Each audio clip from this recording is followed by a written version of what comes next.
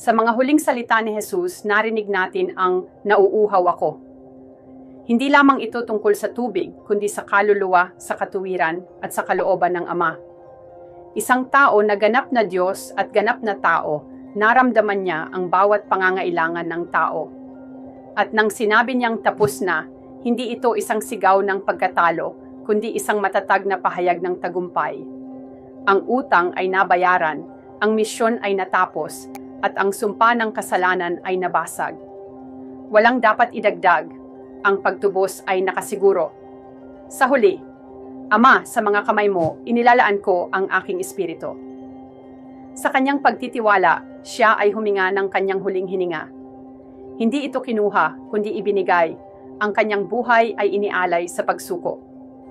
Mula sa Ama, siya ay nagbalik sa kanya sa kaluwalhatian.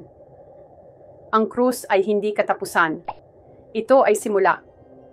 Sa mga huling salitang ito, natagpuan natin ang walang hanggan na katotohanan. Kapatawaran, biyaya, pag-asa, at pag-ibig. Ito ang puso ng Ebanghelyo.